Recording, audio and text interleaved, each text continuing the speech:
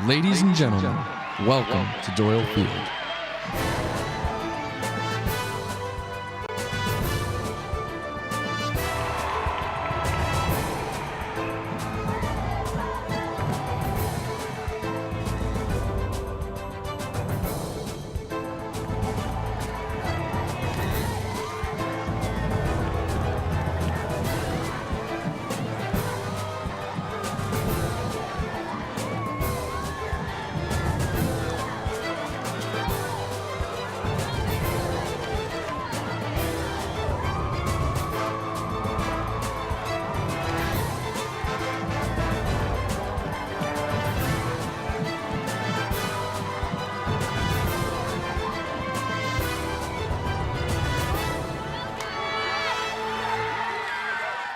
We welcome in our partners at Leominster TV as well as they join us with great looks all day long. Leominster TV has been with us as part of this homecoming day since 1:45 today. So we've been broadcasting fairly continuously all night long, and it is time, Bill Thomas, for kickoff. Now, with the call of the game, the voice of the Blue Devils, Todd Robbins. All right, Bill Thomas. Ball on the tee, 40-yard line at our right. Pablo Rodriguez on the approach, sends the tee flying and sends the ball on a high pop fly. It's fielded by an up man around the 38-yard line. It looks like 89 on the return. It is. Nate Lebrecht, the up man, made the field and was able to take it forward. He crossed the 45.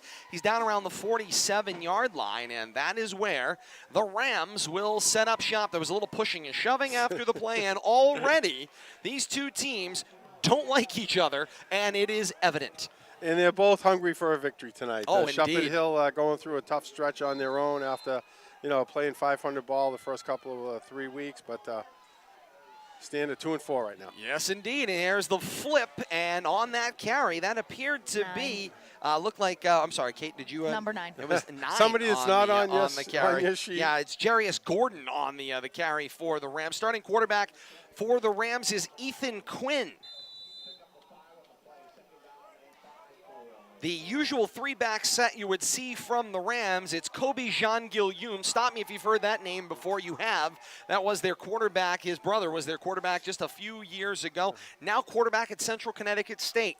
Ben Carpenter is the other running back, and Anthony Sacco is the fullback. Can we just talk about the enormity of the offensive line for Shepherd Hill? Big, and always big. Here's the snap from Quinn and the pitch for Carpenter. Carpenter goes right to left, and the pack continues to move, and it's going to be like that all night long. We're going to be playing in very tight quarters. This game's going to be played inside a phone booth up and down the field. Yeah, and there's not going to be a lot of huddling up. You're going to see kind of like a sugar huddle here. There's no surprise what Shepherd Hill is going to do, and we're going to see a lot of Ben Carpenter. He's their main ball carrier, 121 carries, 736 yards, 8 TDs, but they spread it around. They got 3 or 4 other quarterbacks and that running backs, and that first running back, I don't even have him on my stat sheet. I don't even know where he came from. So there'll be a lot of mixing and matching in the backfield tonight. What's it? Mismatch? Crisscross applesauce. Who's got the ball? And here we go. And Quinn under center. And here's the pitch. And the give was to Carpenter. And then Carpenter made the handoff coming back at us. So the left back ends up with it going up the middle. That should be Jean-Guillaume. We'll have to wait for the pile to clear. And down it goes. That actually looked like 8. I believe 8 ended up with the ball. There. So that's Nate Cooper. Nate Cooper is one person I do have stats on. Yes. Another running back, 29 carries, 262 yards, a 9.0 average, and 3 TDs on his own. So I tell you, we're going to be calling a lot of different numbers after after the handoff, and maybe some numbers that we're not even familiar with at this point. Averaging about 3 yards per play. It's 4th down and a whisker. They need to move the football to the Blue Devil 45-yard line. Do the Rams coming left to right, quickly to the line. The snap, give it to Carpenter. Carpenter's got a 1st down and more, crossing the Blue Devil 45 and taken down right around the 41-yard line. The ball came out, but the wing official is signaling it was down, it was over, and it is a 1st down. Let's meet the Blue Devil defense. It's brought to you by Schofield Power Equipment. Zach Del Judas, 81, senior, linebacker. I'm Zachary Calladay. I'm number 64. I'm a senior, and I play defensive tackle. Kyle Philbin, number 51, sophomore, defensive end. Miles Bowers, number 2, junior, linebacker. Connor Marchand, number 22, senior middle linebacker. Ali Gillot, number 1, junior, outside linebacker. Elijah Martinez, number 44, senior linebacker. Adam Couch, number 21, senior cornerback. JC Core, number 6, sophomore safety. Brian Rodriguez, number 4, senior corner. Felipe Garcia, number 5, senior safety. First down play was a pitch to Cooper. He took it off the right side of the formation. He crossed the 40, and he was taken down at the 38-yard line. Gain of 2, second down and 8. And that was the Blue Devil defense, brought to you by Schofield Power Equipment. And Leominster grabs a quick 30-second timeout, stopping the clock just 4 seconds underneath the 8-minute mark. 7:56 to play in the first quarter. No score, Shepherd Hill and Leominster. This could go very quickly. As you heard Coach Palazzi talk about in that Bolton Orchards Coach's Corner, it could literally just evaporate. This game could just disappear. Well, it's all about ball control and Yes. the number of possessions. And this is the type of game you cannot afford to waste a possession on a turnover on downs, or even having to punt away after a 3 and out. I mean, those are lost possessions, and you're not going to get a lot of total possessions, and you just can't give possessions up like that tonight. Right now, second down and 7 for the Rams. And here comes Quinn under center. Shifts a little motion, man. It was Carpenter. Carpenter got the handoff. He's going laterally to his left, but the wrong way downfield. He is swarmed by Blue Devils back across the 40 and taken down at the 43-yard line. It will go for a loss of 4, Kate. And that's exactly what Billy and I have been talking about. Leominster being able to contain that outside edge. It's something that last year they couldn't do, but we're going hurry up. And quickly right back to the line. we were And gonna get Coach caught. Palazzi said, no. We'll just take a 30-second timeout and stop that. You do get 5 timeouts in Massachusetts high school football per half, but there's only so many times you could pull that, we'll just take a quick 30 and stop that in its tracks. Yeah, I mean, and they were going to get caught with too many men on the field there, and they're on the opposite hash mark, and that's going to be a frequent occurrence tonight if they're going to substitute. Yeah, and Billy, we were talking about earlier the fact that Leominster's defense doing such a nice job containing that outside rush. And right now, I mean, Shepherd Hill's still feeling things out. Is the A-gap the way to go? Do you just ram it down their throat, or do they have that outside edge like they had last year? And right now, nothing's there. 3rd and 12, and Quinn's under center. Here's the snap, the give. It went to Carpenter, and now there's a loose football, and Leominster believes they have it, and they do! The Blue Devil defense got in there. I see a pair of Philbins went in and broke that ball up. There was an initial handoff to Carpenter, and then he tried to hand it to Cooper, and somewhere in that tricky play, the ball came out. Leominster's got it, and the momentum. Well, there's a lot of traffic there, and that double handoff so close in, and with the Blue Devils blowing up the line like that, they're going to have to reconsider that type of play. They've run it 2 or 3 times already tonight, but that was probably the worst one we've seen there, and that's not going to work if the Blue Devils keep blowing up that line on the snap. You see it on the replay there. Looked like Jack Philbin got in there and got the initial hit that separated the ball. Here comes 1st and 10. It's a full house backfield. Cora, the snap, the give. It is for Couch. Couch is into the open field, crossing midfield. He's got the Shepherd Hill 40, 30, 25, and he's angled out of bounds. They say just a step before the 25 at the Shepherd Hill 26-yard line. What looked like a wishbone, Bill Thomas, and he found a lot of open field in front of him. And he took out the cooler for the band down there on top of it. But great, They'll say, great "Take it." inside-outside move right there. Broke containment and then got around the outside and just a foot race to the sideline. Nice pickup. And this is what Coach Palazzi had been talking about. You're going to see some old-time 1990s, 1980s era football coming at you by the Blue Devils And a gain tonight. of 27, and here comes that full house again. Cora the snap and give it to Couch. 2 more blocks out in front of him, and he found some room to the 20-yard line, and that's where the scrum begins. It will stop right around the 19, but on 1st down, that will go for a gain of 8. You know, the coach talked about it in his coach's corner, that power eye. And old school football, 3 yards in a cloud of dust. It might not be pretty, but we'll see how long the Blue Devils stick to it. I'm sure as long as they're successful, they will. But, you know, Dave can't sit on his passing game for the entire game, so we'll have to see when he decides to spring it on him. He tells you that right up front. You heard him say it in the coach's corner. Here's the snap. Couch again. Just keep feeding him. He's got some room into the open field. Cross the 10. Cut down around the 6-yard line. It's a Leominster 1st down and goal to go. You know, and I'm looking at the line matchup here, Todd, and I'm not seeing the overly sized defensive line that the Blue Devils have been going up against. I'm seeing what looks like some good matchups here up front. So hopefully the front 5 of the Blue Devils can show some control there. Right now, Leominster averaging 15.7 yards per carry to Shepherd Hill's 1.1 yard per carry.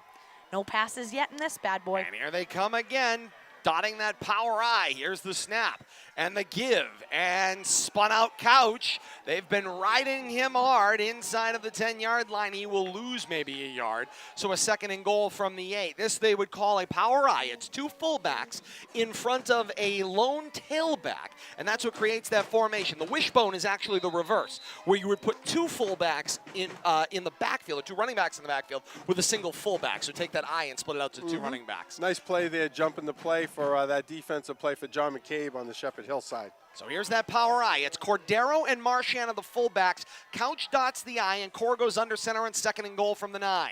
Here's the snap and the sweep pitch coming out to the right side. Cuts back inside across the 5. Pyle continues to move down inside the 2, and that's where the play will be blown dead. 3rd and goal for Leominster. 2 yards from pay dirt, under 5.5 minutes to play here in the 1st. No score, Leominster and Shepherd Hill. And look at this new look Leominster offense that moves the ball down the field with big blocking up front, and they just ride Couch. And you can see already, Couch is doubled over, hands on knees. This is the most work he's gotten in weeks. Hands on his hips there. He's like, but he's not going to come out. We know that. He's going to be back out there on defense. But, hey, stay with what's got you here right now. Big 3rd down play. Here it is, 3rd and goal as we go inside of 5 minutes. Leominster going right to left. Core is under center. Here's the snap. Give it to Couch. Cut back inside and into the end zone for a Leominster touchdown. You know, I got a comment, Todd. Couch showing a lot of patience, waiting for his blocks. He's not just diving into that hole and the last couple of carries picking his way for his yards, not just slamming his way. 4:52 to play in the 1st quarter, and Leominster draws first blood. It's 6-0 Blue Devils. Pending the extra point, Pablo Rodriguez steps off the distance. And I'm looking at Couch, and he's tapping his heart. He's like, oh. Snap, Elias gets the ball down, and Rodriguez drives it up and over the bar. That was good. It was indeed. Team's coming back up the field. 4:52 to play in the 1st quarter with the score. It's Leominster 7 and Shepherd Hill 0. Kate, you've got a Leominster scoring drive. I do 6 plays covering 53 yards after the fumble recovery by the Blue Devils. Time of possession, 2 minutes and 22 seconds. Mike says he won the pool. He won the pool. He said it was not going to be a 3-0 game, Mike. You were right again. And he is 100% correct on that. Leominster High School football on the K-Zone is brought to you commercial-free tonight by Hometown Bank. They don't answer to Wall Street. They answer to you. Colonial Ford of Marlboro. Yes, you can have it all at Colonial. Allstate Insurance Agent Patty Perchard. With Patty Perchard in Allstate, you're in good hands. And ROI Office Furniture and Systems. Quality, value, and service without exception. And here comes Rodriguez. Booted. The end-over-end drive deep downfield from right to left through the end zone. It will be a touchback and the best strike of the year That for had to have been Rodriguez off the team. 70-plus yards.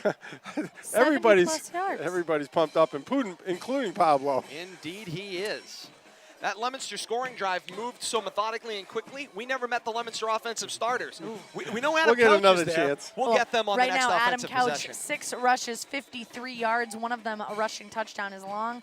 27 yards, and he's averaging 8.8 yards per carry. He's the only one to touch the ball. Only one that's needed to, and here come the Rams on 1st down with that tight double wing formation. The snap, it went to the fullback Sacco. He carried it up the middle, good for a gain of 1. I'm going to make a little defensive comment here. Well, they're going quick, no huddle here, so I'm not going to. And here comes Quinn. They blow him right back to play. The snap, flip it to Carpenter. Carpenter, the right back, comes right to left, stacked up at the line. That play went from a gain of 1 on 1st down to a loss of 2, so it'll be a 3rd down and 11. Zach Calladay reading that perfectly from his offensive lineman spot. But I'm noticing one thing right away. Couch is not out there on defense, and I think it's a change of philosophy. They're going with 1 safety, 2 cornerbacks, and they're just stacking the line, putting 8 in the box. They're daring them to pass the ball. And I don't think Shepherd Hill's going to – they could put all 11 men on the line. I don't think Shepherd Hill's going to throw the ball. Well, you told me, Bill Thomas, you looked at the numbers before this one. If they've thrown the ball 30 times all season, that would be a high estimate. Well, another comment after this. All right, 3rd and 11. Here's the snap for Cooper. Helmet off. There's another helmet off. Another and maybe ball. a loose football. Leominster may be on top of it. If they've got it, they do! Who's got the ball? My! Calladay? Leominster at the Nope. bottom of the pile. 67. 67 at the bottom of the pile for the Blue Devils. Caleb Naccioni got to the bottom of the pile. First time we'll call his name all year. Sophomore. He's got himself a loose football. Sophomore defensive lineman. And Naccioni went right through the right guard, Seth Livernoise, and ripped his helmet right off and got to the bottom of the pile after making the hit. It's going to be a Two timeout, possessions, Shepherd two Hill. turnovers. And here comes the whole squad. Ryan Duggan and squad has brought everybody on the sideline. He's even got the water servers in there, and he's going to readjust the philosophy kit. Well, you know that Matty Hool goes into the timeouts if he needs to. I'll tell you where Matty Hool is right now. Matty Hool's prepping halftime, back in the locker room That's true. listening to us. That's true. Hi, Matty. 4:03 to play in the first quarter. It's 7-0 Leominster. Billy, Two great defensive stands right there, and resulting in turnovers. But, you know, they're blowing up that running play. They're just playing 100% runs, selling out on the run. And until they get beat, I think they got to stay with that until they get burned. Leominster's offense has the ball back. First down and 10 to go after the full Rams timeout. 7-0 the Leominster lead, and they can pile it on top. Kate, we'll get to you right after this play. Coming to the line, first down and 10 from the Ram 20-yard line after the second turnover. Power I again, Couch dots. It's Cordero and Marchand in the fullback spots. Under center, Cora, the snap. The give to Couch. He slips through a defender, across the 20, ducks down at the 18-yard line. Good for a gain of 2, second down and 8, Kate. And basically what I was just going to say is that I completely forgot, and then you decided to do the play. So, Billy, one of the things that we have to take into account here, no passes for Leominster. None. Totally different look. Shepherd Hill, I'm sure, knew that, you know, the passing game wasn't their bread and butter, but I doubt that they expected them to come in and not pass at all. Well, we haven't seen the Blue Devils in 3rd and long yet either. We did one time, 3rd and 7. So now a two-back set again. The two backs are offset. Cordero is now a split end off the left of the formation. The snap, Cora faked the give. Cora calls his own number. He's trying to get a block out in front of him. He had overrun his block, Frank Apoku. He was waiting. He was like, Frank, get in front of me. And he had already turned the corner past Frank Apoku. Took it inside the 10-yard line. Frank's He's cut gonna down be around running the 7. laps this week. Frank, buddy, you can't get past. I tell you, great job, though, on play calling after a steady dose of Couch there. Every carry, Couch, and just a kind of a naked rollout with one blocker out there. Well-designed play, good positive yards, 1st and goal. Can you imagine the film session? Frank, this is you. Frank, you're the lead blocker. You've got to pull, and you've got to get out in front of the quarterback. Tough gig. But he's back at that left guard spot as Cora goes under center in a standard eye this time. Couch got the handoff, separated from the football. I believe the Rams got on top of it. They're going to say he's down. There are whistles. The referee shaking his head around the 10-yard line. And the wing official on the Leominster sideline says the action was down. The play was over, and Couch will keep the play. It's a loss of 2 on the play. It will be second down and goal to go from the 10. Coach Ryan Duggan is not happy about it. No, and I think that was John McCabe again, blowing up that running play on the left side, and they might want to stay away from him. Trying to see where he's playing. It looks like nose tackle is his position. All those helmets keep flying. I was going to say, just flying off. He's right in there playing inside, so they're going to have to double team him because he's really a disruptor. And here we go, Cora on first down. Play action fake. Pass back corner of the end zone. Leaps the catch. No, separated from the football there. Zach Del Judas had the little corner route there that he was running, and he got separated from the football. All right, so here we go, 3rd and long. I know the coach said if the first time it comes up 3rd and 6, he probably can't resist, so third and what do we got? 10. 3rd and 10? Well, 3rd and goal. 3rd and goal from the 10. 3rd and goal from the 10, So we'll have to see how much resistance the coach puts up here if he tries to go with that power running game again. He threw his first pass on second down and goal to go from the 10. He was itching. Two back set, and Coach Palazzi is going to take another timeout. Badly wants to throw the ball. Reconsidering. Wing official talking to him over on the side, and I don't know if he either couldn't hear but anyway, they're going to call the timeout. It's going to be a full timeout with 1:55 to play here in the second quarter, and a 7-0 Leominster lead knocking on the door with a chance here tonight. Let's take a look at the time and temperature. It is brought to you by Acme Carpet One in Lunenburg, a local family-owned floor covering store doing business in the same location for over 50 years. 4 generations of quality work because they are your neighbors. Online at acmecarpetone.com. A quarter after 7 and 50 degrees on a Saturday night, October the 20th, homecoming night here at historic Doyle Field, and Leominster with a 7-0 lead with 1:55 to play in the first quarter. Bill Thomas, Kate Robbins, and Todd Robbins happy to be here with you tonight from historic Doyle Field. Leominster coming out of the timeout and looking to add to their lead. Have to see if Coach Palazzi can't resist throwing the ball here, but we'll have to see. We know what his DNA calls him. Says he should do. 3rd and goal from the 10. Spread way wide here. Look at how wide this formation is. And now the shotgun for Cora. Couch next to him. Snap. Fake the give. Cora eluded a defender. Got some room. Race to the pylon. He is in. It's a Blue Devil touchdown. Wow, how he sidestepped that first defender. I didn't get his number, but great job by Cora to shake him, and then it was clear sailing to the pylon. He threaded the needle off the corner, and once he got through that into the second level, it was a foot race to the corner, and he won it. Let's see, it's 77 was chasing him. We didn't get the full replay. Back that up a little bit, LTV, but good shot, good job there anyways. Pablo Rodriguez will do the kicking for the point after. Gabe Elias to hold. Snap. Down, Rodriguez boot up. It's on the hill on Morton Street. Team's coming back up the field, 1:48 to play in the second quarter with the score. 14-0.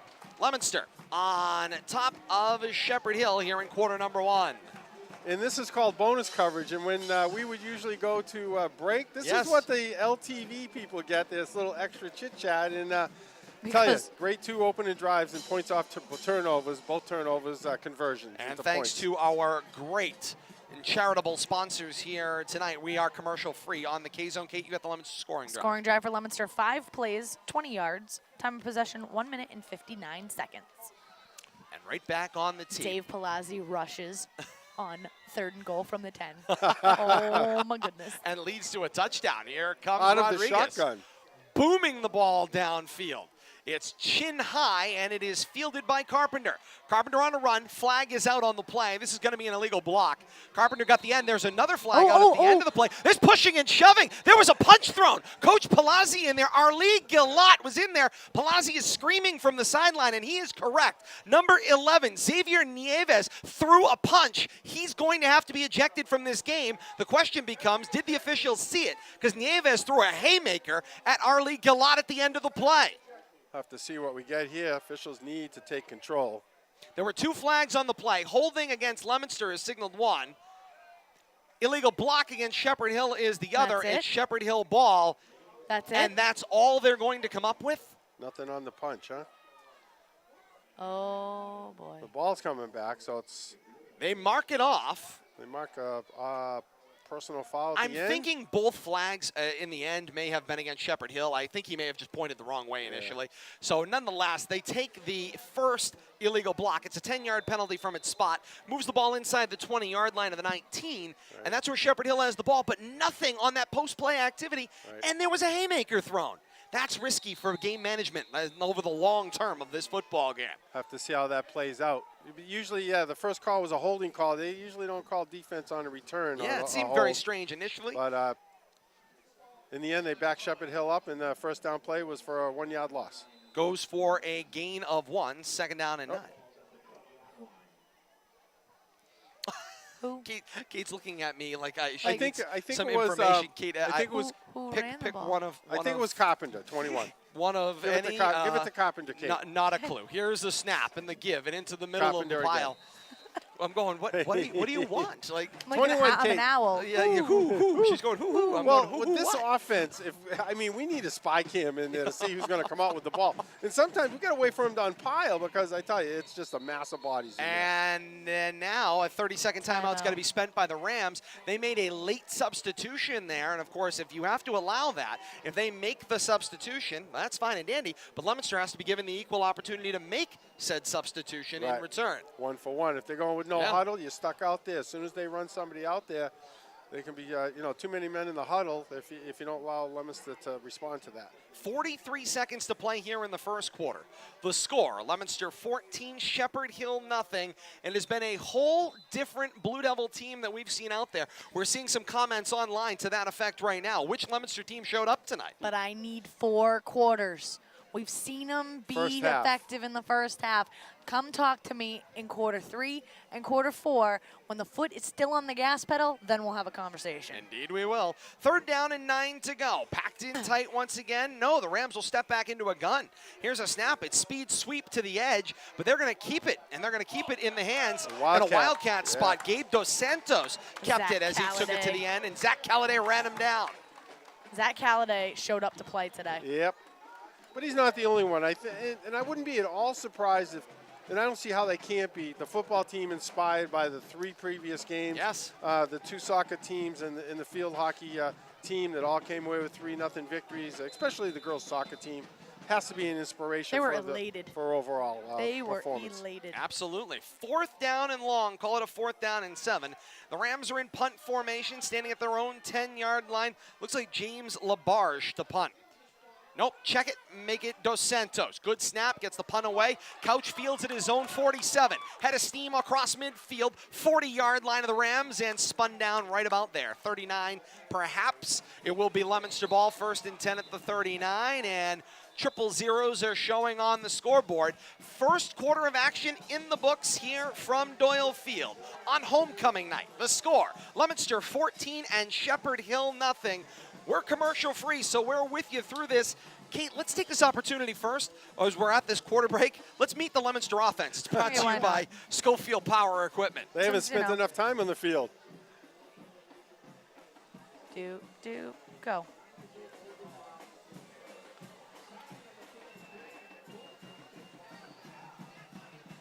And that was the biggest letdown in the history of being let down. All right, so I'm going to make a comment. Oh, that's right.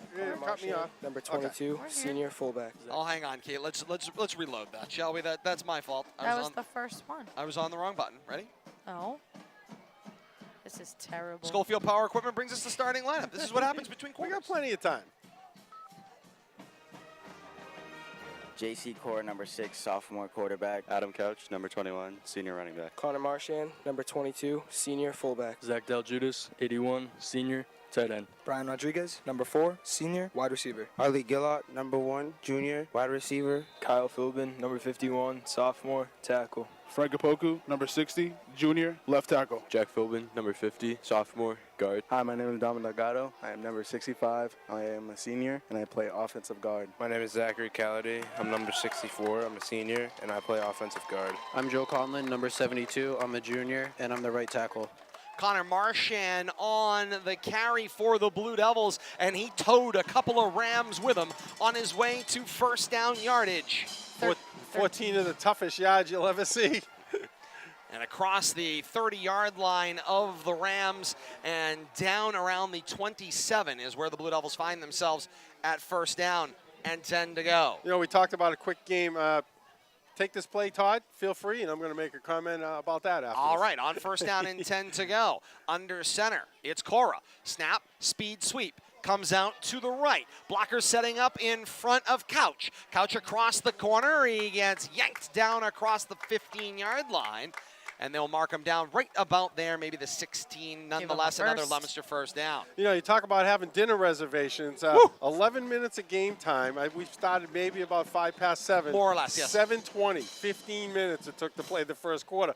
And 3 minutes of that was probably combined timeouts, but that both teams took. So Usually with the 2 scores homecoming night is usually the longest night of the season. We'll be done by 9. It may very well be the shortest night of the season. Cora walks to the line, 2-back split, receiver to either side of the formation. Under center, calling signals. Snap, give it to Couch. Couch steps off the left side of the formation, right off left end, and he'll cut down right around the 15-yard line as he snuck through a hole. It's a gain of 1. Yeah, they give him the 14, give him 2, 2nd down and 8 to go. Give him a little more than that. Yeah, under 9.5 minutes to play here in quarter number 2. 14-0 is Leominster's lead. You know, Couch, steady diet here of positive yards, but we'll have to see how fresh he can be if he's not being worked all that hard on defense, not having to chase receivers. Cora calling signals under center. 2-back split and offset. Opoku bucked a little bit there. He got away with that one. Here's the snap. Give it to Marchand. Marchand took an initial hit in the gap and now gets stacked up, but powers forward to about the 10-yard line. Gain of 3, maybe 4 on the play. 3rd down and short. 3rd and about 2.5. Once again, good positive yardage by the Blue Devils running game. keeping the ball moving down the field. Brings up a third and, we'll call it short enough, 3rd and 4, or a long 3. Got 3rd and 3. Yeah, 3rd down, 3 and a bit. 8.5 minutes to play here in the first half. Straight back, standard I. It's Marchand, the down fullback. Dotting the I is Couch. Cora's under center. Calling signals. Poku keeps bucking over there. Here's the play action rollout. Throw corner. Rodriguez lays out for it, but runs out of real estate. He was indeed, Kate, wide open and just couldn't stretch himself out long enough to reel it in. Yeah, he was out there one-on-one with the cornerback and just a little wide on the pass from JC. But well-designed play, and we'll probably see that again, using that rollout. And once again, it's the running game that's setting that up and making that effective. So I think we'll see that again. No doubt about it. Leominster going forward here on 4th down, deep in Ram territory. 4th down, 3 to go. They need to move the football to the Rams' 7-yard line for the first down. Under center, hard count. Everybody jump. Cora, snap, free play. Cora up the middle, into the end zone. It's a Leominster touchdown. The wing officials are going to talk about it here, but the flag is out. Coach Palazzi seems pretty certain this is an offside free play, and it will be a Leominster touchdown. Now all 5 stripes on the field getting together and having the conversation. Yes. Come on. Offside against the Rams. Penalty decline. Leominster touchdown. And now the delayed celebration. Now, do you think that was instinct by JC when he saw the jump to call his own number? Because that was a veteran play right there. He got 5 players to cross when he did it. His head was up. It was directly in front of him in that A to B gap. There was a gap. There was an opening, a gap in that gap too. I noticed on the defense. No doubt. So great Elias gets the ball down. Rodriguez sneaks it through on the left side. Team coming back up the field. 8:14 to play in the second quarter with the score. Leominster 21 and Shepherd Hill nothing. Leominster's starting lineups tonight were brought to you by Schofield Power Equipment. They sell quality performance, power, lawn mowers, snow blowers, generators, chainsaws, and they service them all too. On site at 12 Summer Street in Leominster. Done right the first time. You've got Schofield Power. On the web at SchofieldPower.net. Kate, I agree with you 100%. That and don't take your foot off the gas. The 1990s called and they want their offense back. I don't think they're going to give it back. Love it. Blue Devils are going to hold on to this as long as it's working, that's for sure. Coming up later on tonight, and maybe sooner rather than later, we've got Boston Bruins hockey as the Black and Gold are on the road in Vancouver tonight. It's Canucks and Bruins. We've got a puck drop at 10 o'clock tonight. A little West Coast hockey action on the K-Zone, AM 1280, 105.3 FM. Vancouver, such a nice city. Indeed. It's beautiful. All the pro sports teams are cooperating tonight. It's no Victoria, though, I got to tell you. Oh, Victoria. A muffed return right around the 6-yard line. A pop, and now another hit, and a deep drop. And look at the excitement and the enthusiasm on the Leominster sideline for a special teams play there. He was off the ground about 3.5 feet. He was the most exuberant one, and if he could have run on the field and tackled somebody, he would have helped out. Felipe Garcia with that initial hit, he practically depleted Dos Santos. Somehow he held on to the ball, and the rest of the Blue Devils showed up to clean it up. 8:07 to play in the second quarter, and Leominster's lead is 21-0, and here come the Rams, certainly knocked back on their heels.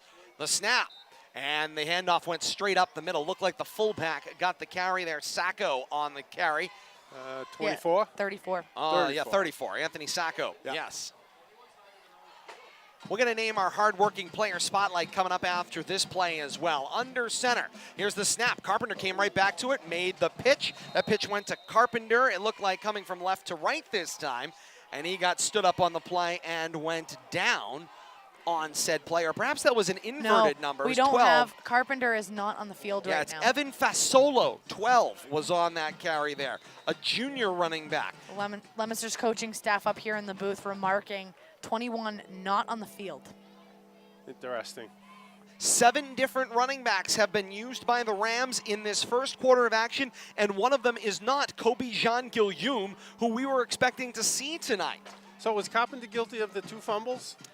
It was somewhere in the transition on those handoffs. He was involved in that double handoff, I know. Here's the snap and the give. It found some room. It came from left to right and got snuffed out in the middle of the formation there. 34. Yeah, it was again, Sacco, the fullback. Yep. I tell you, it's they're running some surprising numbers at running back, and nobody that I had statistics on pregame. And, and one of the surprises is Joe Thompson, who I thought was going to play quarterback. Yes. He had the quarterback stats. I don't even see him anywhere. Number 5, there's no number 5 in sight. And no Jean Guillaume either. And so here come the Rams on 4th down, 7 to go, deep in their own territory. They get a punt, and Dos Santos gets a good snap out of the middle of his own end zone. A low line drive takes a big Leominster, check that, Ram bounce, across midfield and gets touched down in Leominster territory at the 41-yard line. That was Nate Cooper who touched things down. Let's get our hardworking player spotlight. It's brought to you by Workers Credit Union, home of the $3 million give back program. The more you bank, the more you get back. Check them out on the web at WCU.com. Workers Credit Union, doing what's right for you. All right, Bill Thomas, Kate Robbins, hardworking player spotlights brought to you by Workers Credit Union. I know who I think it is, but go ahead. We got some low-hanging fruit, and Couch has really done the yeoman's work, but J.C. Cora has really stepped up, playing with what we know is an injury of some sort, but it doesn't seem to be slowing him down either. But let's go with Couch for the first quarter. I got to say, it is Adam Couch. Kate will have your hard-working player spotlight stats in a second. On the snap, here he comes. Couch on first down. Crosses the Blue Devil 45 from left to right and cut down at the 47-yard line as we wind down towards 6 minutes to play here in quarter 2. A 21-0 Leominster lead as they come from left to right, wearing the royal blue tops, royal blue bottoms, trimmed in white with the classic white helmet, single royal blue stripe up the middle. Kate, Adam Couch, our hardworking player spotlight stats brought to you by Workers Credit Union. 11 rushes, 71 yards. He's averaging 6.5 yards a carry. His long is 27. 1 rushing touchdown on the night so far for Couch. Indeed. 2nd down and 4 to go off of Couch's gain of 6 on first down.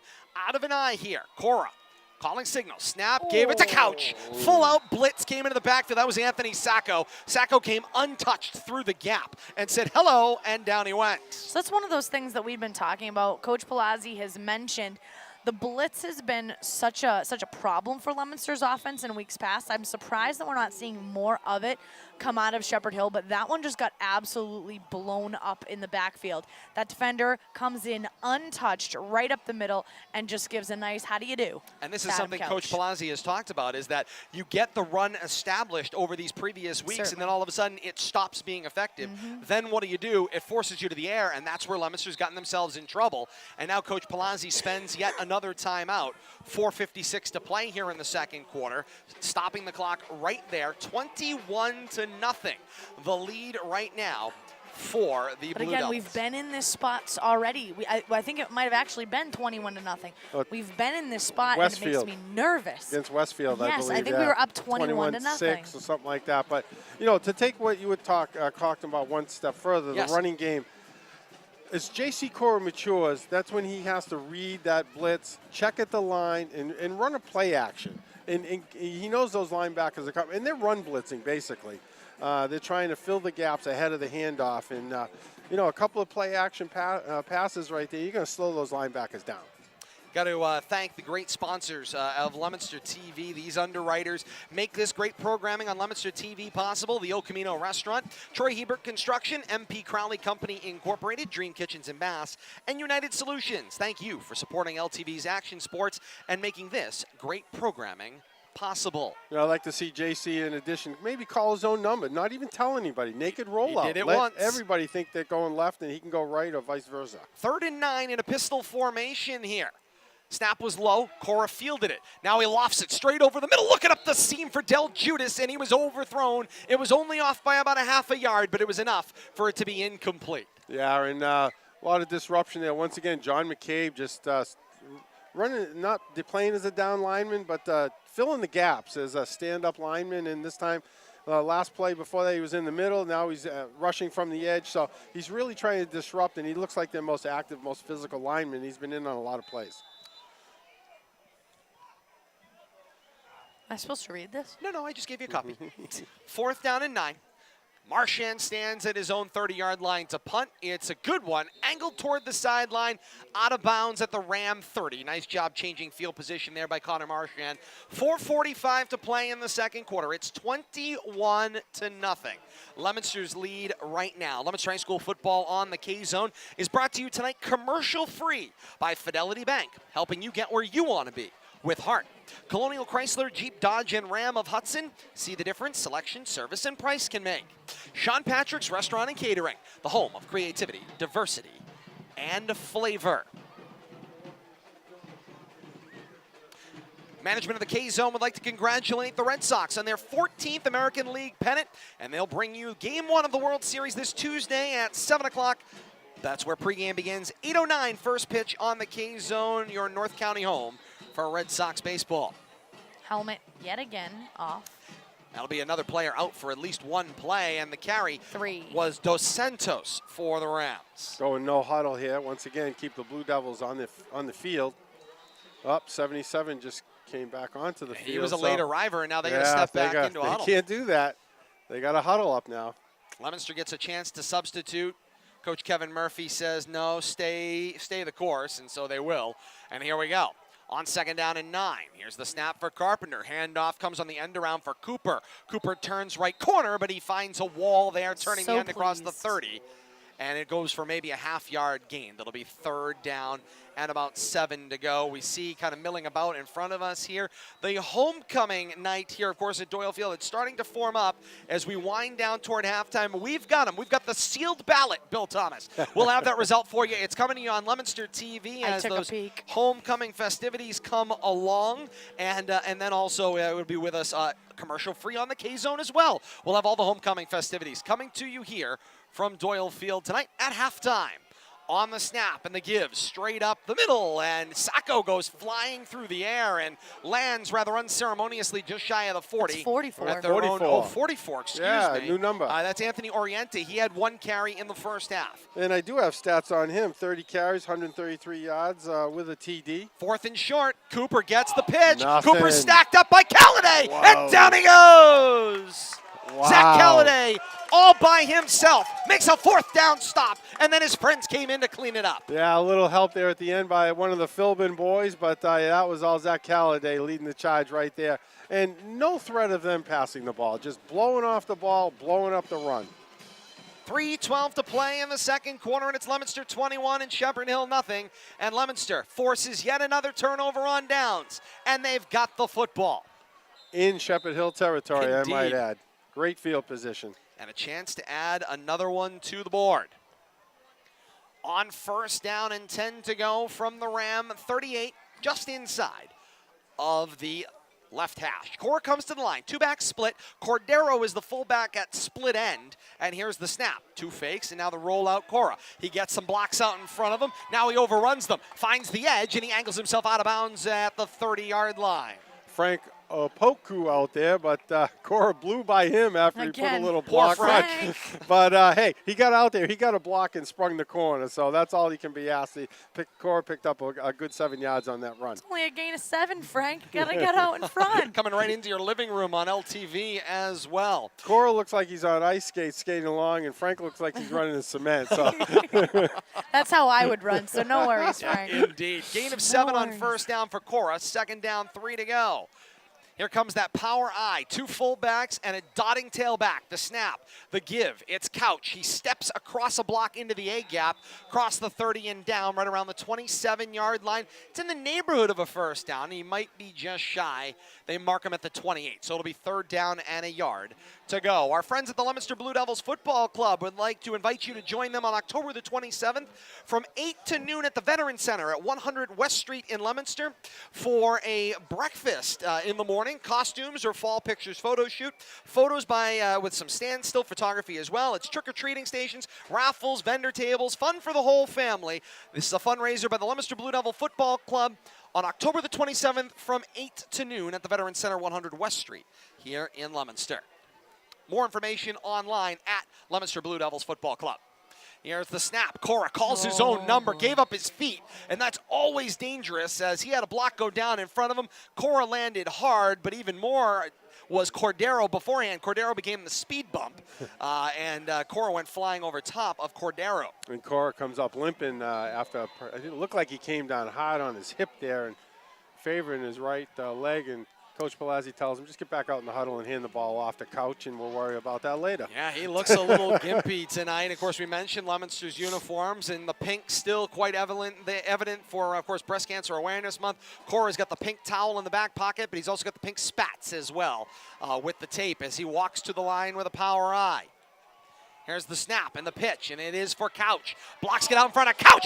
Marchand throws a huge block, springing Couch, and it gets him an extra couple of yards across the 15 and out of bounds at the 14-yard line. Marchand legally got his player right out in front of him, right in between the shoulders, and just threw him unceremoniously out of the way. And that player happened to be number 11, Xavier Nieves. Hello, he practically got depleted there. Never had a chance at that tackle as Marchand just rolled him over and controlled him. His Couch ran around him. And that's a 4th down conversion for the Blue Devils. 1:26 to play here in the second quarter. Clock stopped as the play finished out of bounds. It's 21-0, Leominster the lead right now. Here comes Cora coming to the line. Standard I this time. Marchand, Couch, Donning, and under center, here's Cora. Calling signals the snap. Play action fake. He's looking, corner route. He finds Del Judas in the end zone for a Blue Devil touchdown. That's all off the running game, Todd, and you know that too. A little play action under center, and you spring the wide receiver, the tight end. I think they were in a 3 tight end set there, and Del Judas just snuck out there. One thing leads to another and leads to a third, and that right there is a play action touchdown, and you're absolutely right, Bill Thomas. Built off of the strength of the first half running game. And running out of a 3 tight end set. How often do you see the Blue Devils pass out of that kind of formation? Where has this been for 7 weeks? No kidding. Gabe Elias, the snap, gets the ball down. Rodriguez drives it up on the hill, and a flag is out at the end of this play. Not sure if there was some contact with the kicker. No, they're signaling against Leominster. Holding against Leominster. This point after, the referee says, hey, come on back. Get back here. Come on back. Try it again. It's going to be a re-kick. That's not one they're going to say we'll take on the kickoff. So Coach is now calling the offense. See, Leominster's special teams were setting up. He needs the offensive players potentially back out on the field. At the very least, the kicking game. Yeah, they're not sure what's going on here. Looks like they're going to. I just need 11 people. I think the kicking team's going to stay out there. They are. So he's going to go for a long point after attempt here. The ball will be kicked from the 20-yard line. So a 30-yard point after is what they are looking at. Elias will hold for Rodriguez. High snap. They got it down. Kick is up. It may have been deflected. Flag is out again. It is no good. Let's get 5 Holding back again against Leominster. That is declined, and the point after is no good. So the team's coming back up the field.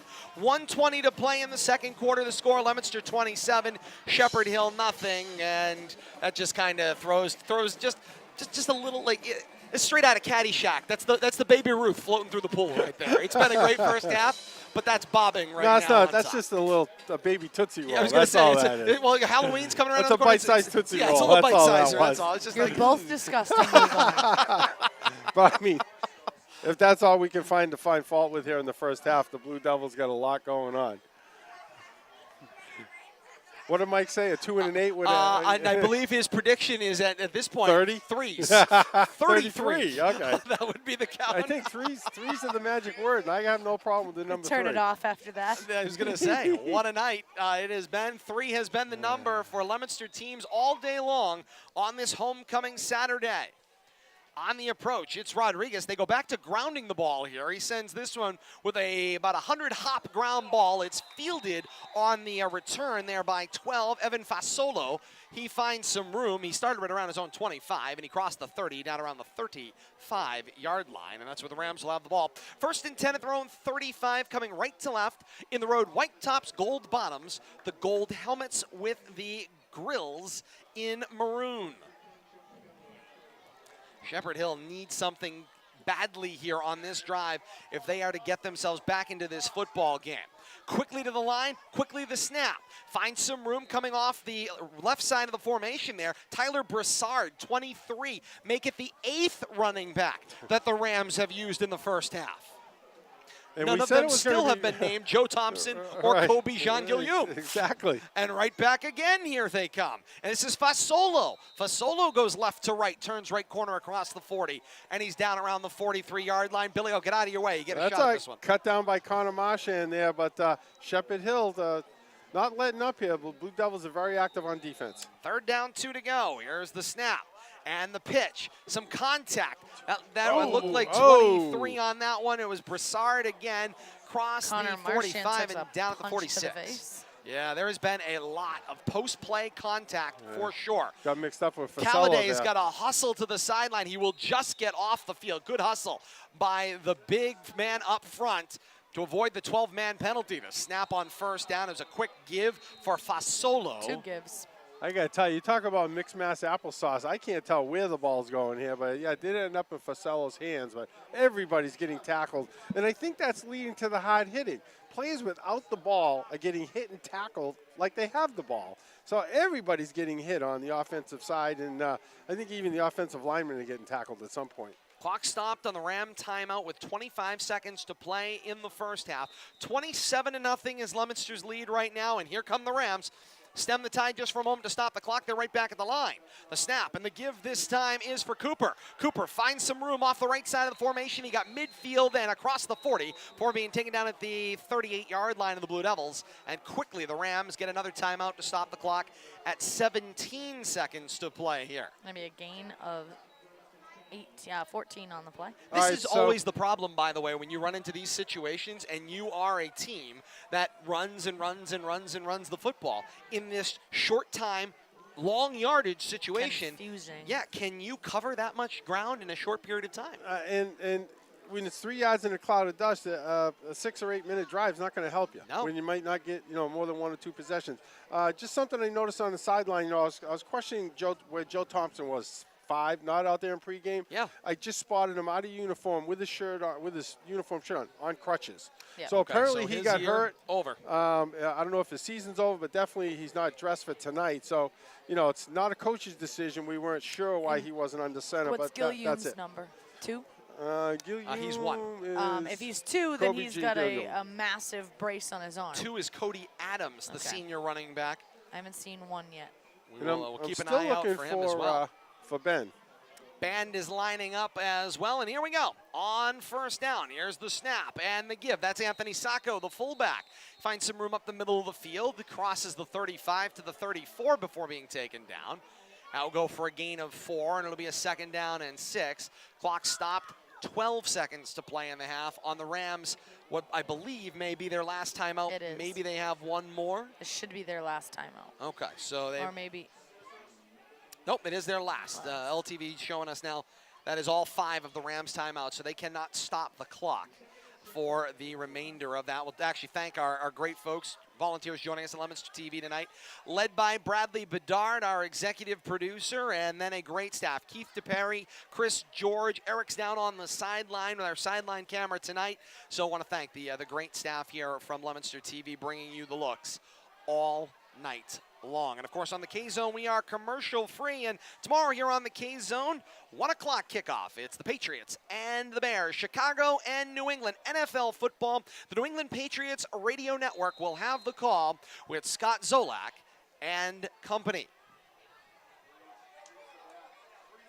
2nd down and 6. Snap. Sweet pitch. Rollout. It's a toss pass downfield. Del Judas was playing center field. He tried to make the pick, and a flag is out at the feet of Brian Rodriguez, who was right next to the intended receiver, who was Nate Cooper. This may be a pass interference penalty, which might help the Rams matriculate the ball and give them a shot with about 6 seconds to play here in the first half. It looks like a little discussion about whether that ball was catchable. It's at least 5 yards overthrown, and we'll have to see what they end up calling here. Leominster sideline believes that patch was uncatchable, but the officials do not. Replay Pass interference against Leominster. It's a yardage penalty rather than a I don't know spot about foul, so it's not going to give him 1st and goal No, or anywhere near the goal line. It's just going to give him 15 yards. The from receiver got line taken of down on the scrimmage. play, and so it makes it awfully difficult to judge Right. whether that eliminated the receiver's ability to run under that football. It wasn't overthrown by 10 yards, that's for sure. It was overthrown by a handful, so I can certainly understand the call on the play. Rams, with 6 seconds to play in the half, have opted for the long field goal. Brock Doobie will do the kicking. Ball down, Doobie puts a leg into it. It is curving wide, and that is it. And that is the way the teams will go to the locker room. At the end of the first half on Homecoming Saturday, on this primetime Saturday night, it's Leominster 27 and Shepherd Hill nothing. What a first half of action for Leominster, an explosion of offense. What a first half, I think, is an understatement, Todd. And we saw pretty much what we expected from Shepherd Hill. Student body right, student body left, student body up the middle. Fortunately, the Blue Devils had their student body perfectly positioned for every run, and Shepherd Hill has just struggled mightily in this first half.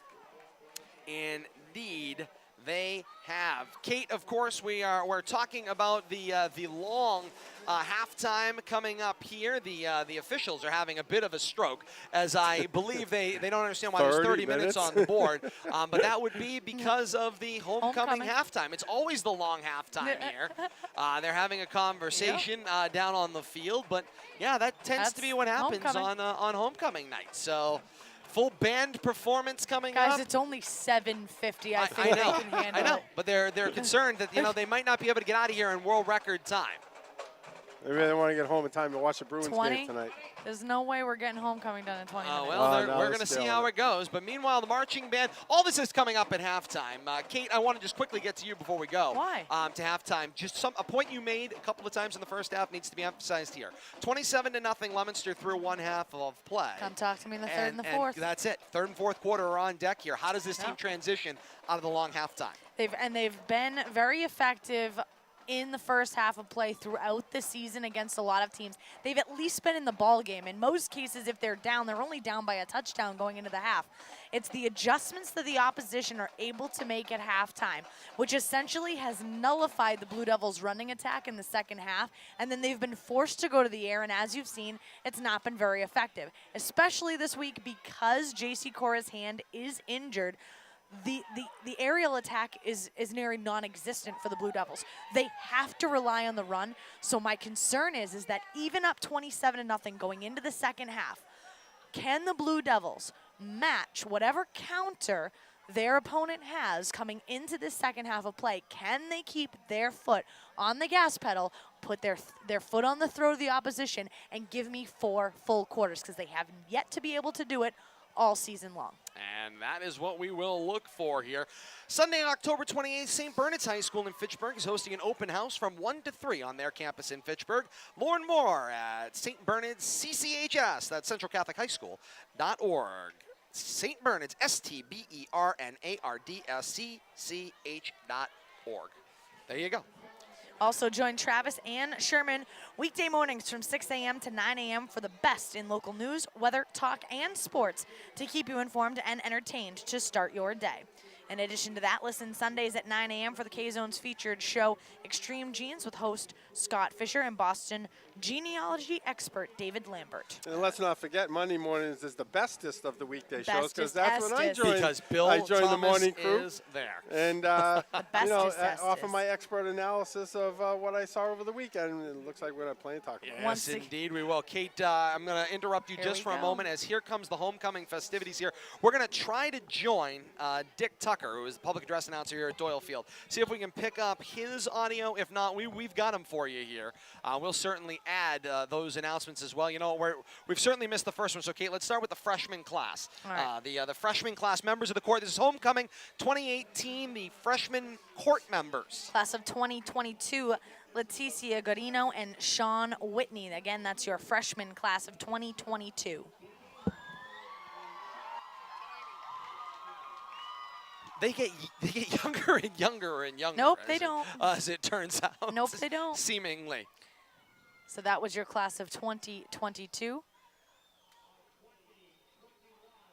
Here comes the class of 2021. So these would be your sophomore class. These are going to be members. Trina Rice and Ethan Joyce. Class of 2021, these are your sophomores. I want to thank Chuck Rooney and the rest of the Student Council advisory staff for getting this information to us tonight. Here comes the junior class.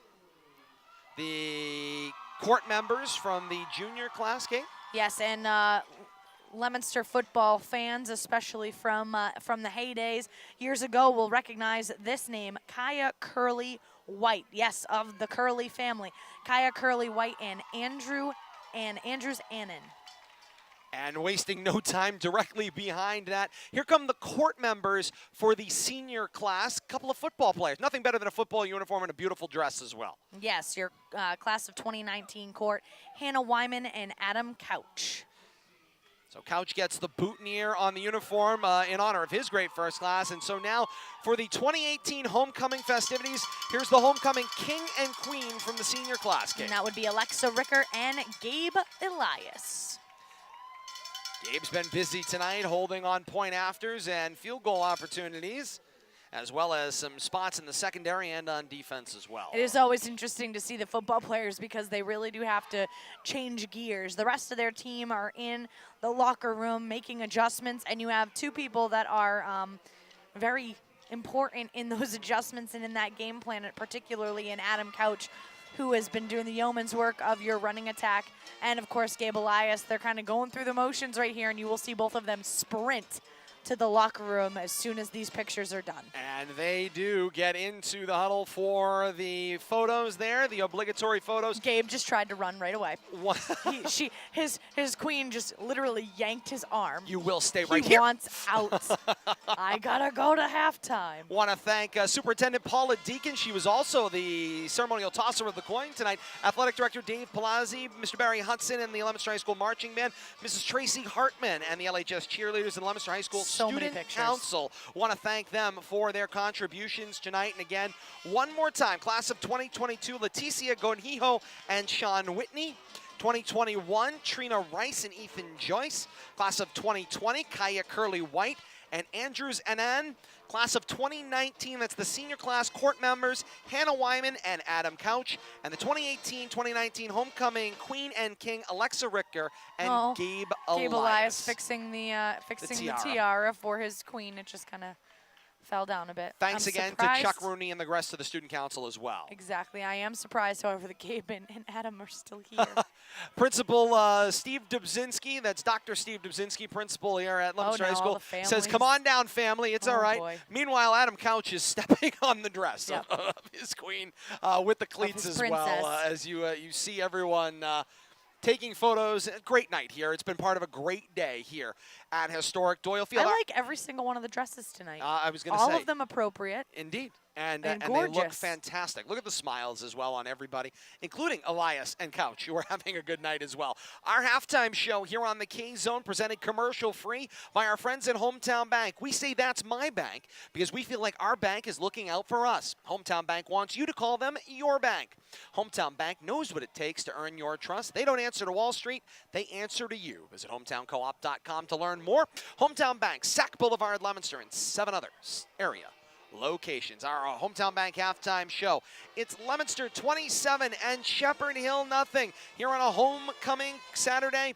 Joining us on Leominster TV, we've got a performance from Leominster High School Marching Band. Joining us commercial free on the K-Zone as well. Kate, you ready for some first half stats? I am, but I do want to make one disclaimer. Yes. We understand that we might be talking through the band, but we're live on both radio and TV, so we apologize.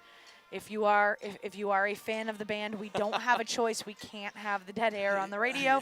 So I just want to put that out there because we do field a whole lot of negativity when we talk over the band. So I do apologize. Even better, you want to talk about administrators having fun. Principal Steve Dubzinski just dipped Superintendent Paula Deacon. It was beautiful. It was not on camera. I think it was just off of Leominster TV's look. Absolutely hilarious, and the laughters. That's a lot about this administration here. You want to talk about why this community should be proud of the changes that have been made in Leominster Public Schools. It's right there in this community. Steve Dubzinski, principal here at Leominster High School. Now his athletic director, Dave Palazzi, and Kenny Superintendent Ricker's Paula daughter Deacon on the court. as That's well. what that is. Kenny Ricker's out there. Yes. Because his daughter is the queen. No, well, yeah, she's the queen. She's Alexa. the queen. Yes. So there you go. So how about that? All right, Kate, you've made your disclaimers. Now the first half stats. I felt I had to. They're brought to you, I understand. They're brought to you by Techner Apex. Explore the world of plastics through their unbridled passion for technology, combined with a customer-centric approach. Techner Apex delivers your customized solutions, no matter how specific your need, online at technerapex.com. Our Techner Apex first half recap. All right, let's take a look at team totals first. Shepherd Hill, 26 rushes for 52 yards. They're averaging 2 yards per carry. Leominster, on the other hand, 21 rushes for 135 yards, and they're averaging 6.4 yards per carry. Shepherd Hill has attempted one pass, but it went nowhere, fell incomplete. Leominster, 1 of 4 for 14 yards passing. Total yards of offense for Shepherd Hill on the night, 53. For Leominster, 149 yards. Right now, time of possession fairly even. Shepherd Hill with 10 minutes and 15 seconds. Leominster with 11 minutes and 45 seconds. If we take a look now at individual statistics, first for the Blue Devils, Adam Couch, 14 rushes for 81 yards. He averaged 5.8 yards per carry. His long was 27 yards, and he does have 1 touchdown. J.C. Cora, 5 rushes for 37 yards. He's averaging 7.4 yards per carry. His long was for 11 yards, and he also has 2 rushing touchdowns. Connor Marchand, 2 touches, 17 yards. He's averaging 8.5 yards per carry. His long was for 13. So once again, Leominster's entire rushing attack, 21 touches, 135 yards, 3 rushing touchdowns by that core of rushers. Passing, once again, J.C. Cora, 1 of 4 for 14 yards. It did fall for a touchdown, and that was to number 81, Zach Del Judas. So we take a look at the other side of the ball. Shepherd Hill has been busy in their rushing attack, but not for very many yards. If we take a look here, we've got number 9 for Shepherd Hill. He's had 1 rush for 0 yards. Ben Carpenter has 8 touches for 2 yards total. We have number 8, 5 rushes for 18 yards. We have Anthony Sacco, 4 rushes for 7 yards. Number 3, 2 rushes for 5 yards. Number 12, 3 rushes for 8 yards. And number 44 has 1 rush for 8 yards. And again, the Rams did attempt 1 pass play, but it did fall incomplete. And so far, that is your first half stat recap. Right now, the Blue Devils on top of the Rams of Shepherd Hill, 27-0. And once again, later this evening, the K-Zone will be bringing you the Boston Bruins hockey game as the Black and Gold are on the road in Vancouver, and we will have the puck drop at 10 on the K-Zone.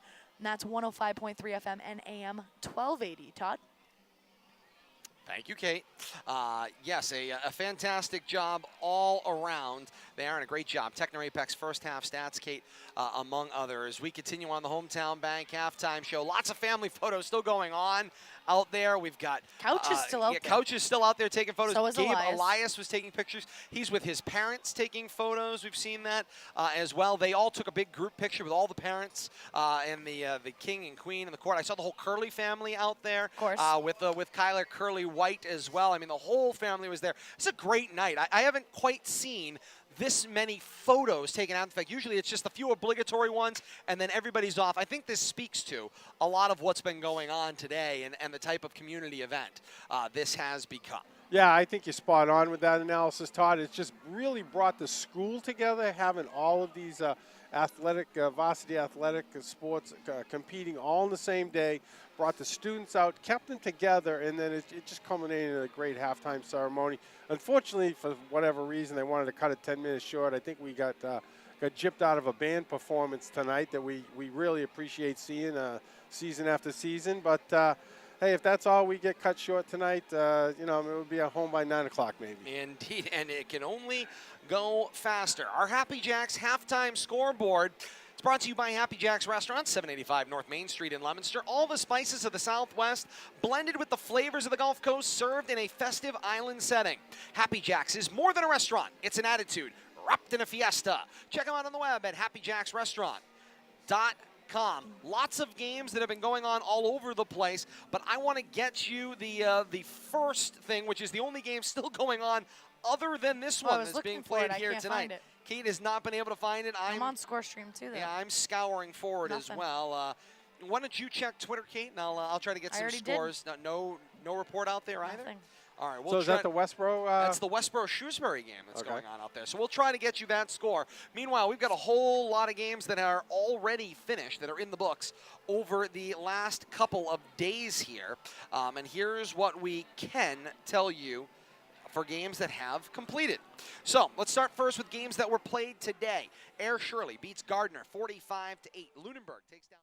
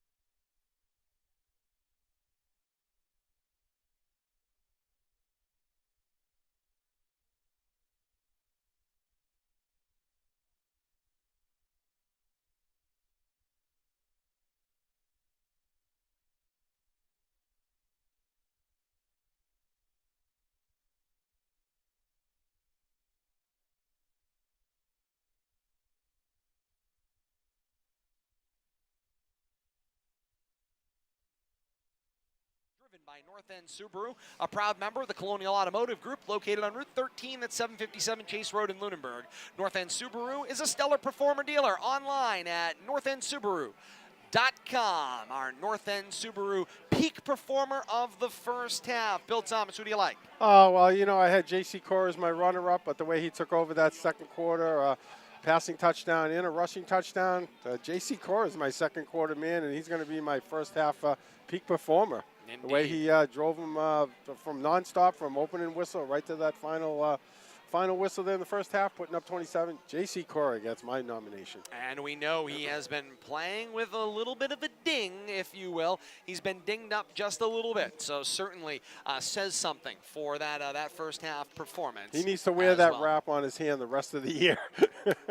Maybe it's slowing him down a little bit because he's playing like he's really thinking about the game tonight. Yes. It's not. The game has been appearing to be faster than he's been reacting, and I think he's turned that around somewhat tonight. I agree with you, Bill Thomas. It feels like all of a sudden the game has slowed down for him substantially. We'll get our mid-game adjustments. Third 11 minutes are up on the board. It's 27-0. The lead for Leominster as we get set to kick off second half action here from historic Doyle Field. The ball is on the tee, 40-yard line at our right, and on the approach, it's Joey Heward.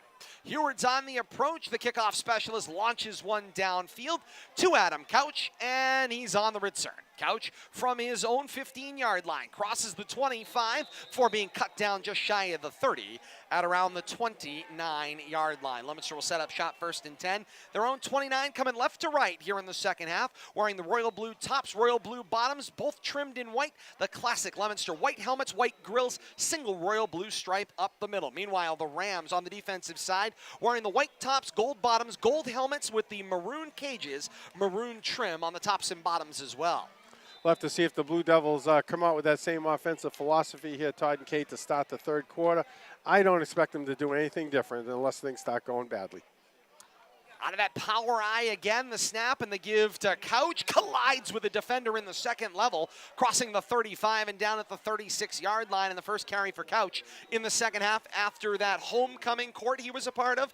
No hangover, goes for a gain of 8, 2nd and 2. No hangover, no appearance in the locker room, but he came out ready to play that first carry, positive yardage. As long as he can keep getting 5+, good things are going to happen. A walk to the line in the power eye. It's Cordero at left fullback, Marchand at right fullback, and Couch dots the power eye. Under center, the snap, Cora the give, feeds Couch, bounces it out to the left, across the 36 and down around the 38, gains 2 more. It'll be a third down and about 2 to go, Kate. So I'm so desperate, I just sent the Westboro student newspaper interns a message on Twitter because they were promoting the game tonight. All right, well, hey, maybe. I doubt it. Did you identify yourself? No, God, no. Just a random asked stalker. for score updates. Hey, whatever Just it takes, for Kate. score updates. We do what we can do here on a commercial-free edition on the K-Zone and with our partners at Leominster TV as well. On third and short, Cora calls his own number. Dive right across the middle on the keeper, across the 40 to the 41. Plenty for a Leominster first down. And that's telling me JC is playing with confidence tonight. I don't think we've seen him do that twice, once on that penalty, took charge, and right there on third and short. I don't think we've seen him do that twice all season in situations we might expect it. I think it's just showing a certain new level of confidence. Indeed, here we go. First down, 10 to go. Their own 43-yard line, middle of the field. Power eye, under center. Cora the snap. He faked the give this time. He's going to roll it out to the right. Calladay, the lead block. Gets him some room into the second level. Cross midfield, 45, and steps out of bounds around the Ram 44-yard line. And it's another Leominster first down. And I think he's learning there, too, because we saw him take some hits and that he didn't need to. And once again, I think we're seeing JC mature in front of our eyes tonight. It's like a switch got flipped. The concept of get out of bounds, that one? All of a sudden. I think the smarts that he's showing. You know, he doesn't have to take on the defender. Yeah, I mean, he's playing smart tonight. It's what we expected. On first down and 10 from the Ram 44. Out of the power eye. Snap, give it to Couch. Couch is through the second level, and it's a foot race to the end zone. And Adam Couch is in. He's on the homecoming court, and he's in the end zone for 6. 44 yards to pay dirt for another Leominster touchdown, and Couch is running all the way back down to midfield, and it's a little bit of a party over on the sideline with Arlie Galat and company. Wow, Adam Couch, great run. Coach Palazzi runs to find him and give him a big hug over here on the sideline as well. And have a game, Adam Couch. Student Have a game, section have a has not halftime figured and a out, game. though. Coach Palazzi said it on the TV edition of the Coach's Corner this week. We'll hold that for a second. Ball down for Rodriguez. He drives it up and through. Team's coming back up the field. 33-0. Make it 34-0. 8:40 to play here in the third quarter. And it is Leominster on top of Shepherd Hill. And Coach Palazzi kept saying it on the TV edition of the Coach's Corner. Adam Couch was saying, Coach, get me the ball. Coach, get me the ball. Coach said it to him in the meeting this week on Monday. He said to the team, what do you want me to do? What do you want me to do? And Adam Couch said, Coach, feed me the ball. And Coach goes, I know. What play do you want me to call? None of them are working. Well, tonight, they're all working, and Adam Couch is leading the charge. I think the key is call me a play with JC under center so I can have some options. Not I get a run at the ball, I get a head of steam. In that shotgun, when he's getting the handoff, he's getting the ball flat-footed. He needs the ball, and he needs to be on the move. Rodriguez skips one down the field left to right. It dies at the 9-yard line inbounds. The Rams' Nate Cooper tries to return. He crosses the 15-yard line to about the 18 and out of bounds. He goes. Better late than never, but here we go.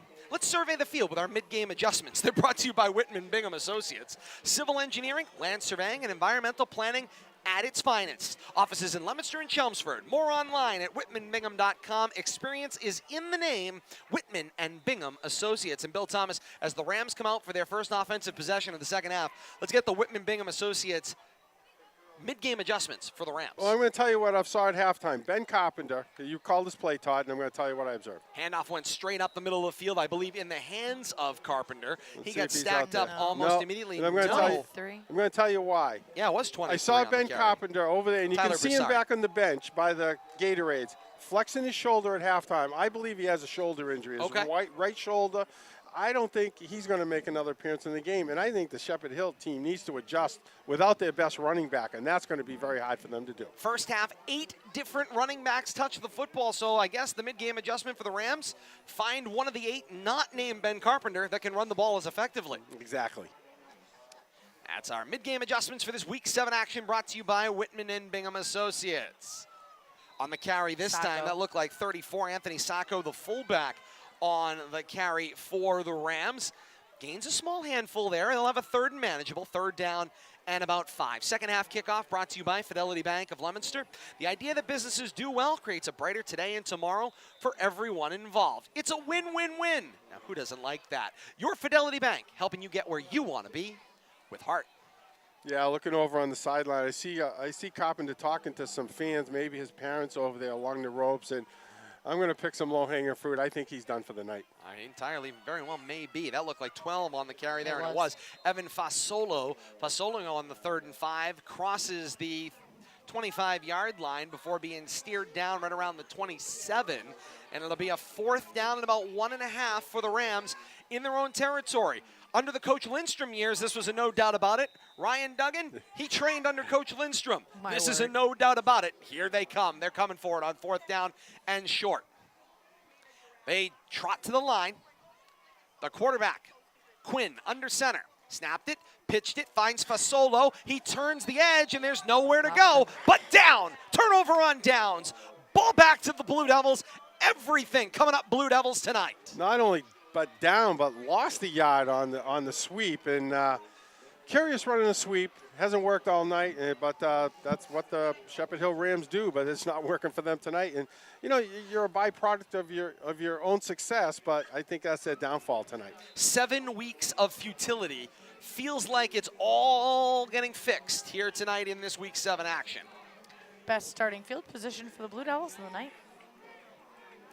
Shepherd Hill 26. 6:25 to play here in the third quarter, 34-0 Leominster's lead, and a timeout taken on the field here, and it's taken by Leominster, just a 30-second timeout for some personnel. And I'll tell you, after seeing that Groton-Dunstable-Fitchburg game last night and seeing what Leominster is doing here at Shepherd Hill, I had said it a couple of weeks ago. The road to the 137th meeting of Leominster and Fitchburg began right then and there. And I'll tell you, very exciting seeing Fitchburg and Leominster on back-to-back nights perform so well. It's going to be an exciting Thanksgiving Day. We'll get your comments in a moment on first down and 10. Power I, under center, Cora. Here's the snap. Fake the give. He's going to roll to his right, and he's got no help in front of him. But he continues in a foot race to the corner. Got across the 20, stepped out of bounds at the 19-yard line. Nice job there, naked rollout. Nobody out there. Asking for, Billy. Nobody out there. Frank wasn't out there leading the way. Nope. But nice active move by JC just to keep the defense honest. Didn't look like he had any intention of throwing the ball, which perfectly fine with. Just tuck and run and move the ball down the field. See this one into your living room. Great job by Leominster TV in the midst of the action all night long. Eric down on the sideline bringing you the views. Snap and the give, it's Connor Marchand. He was the left fullback on that play. Powered it up the A gap, pushed it to about the 21-yard line.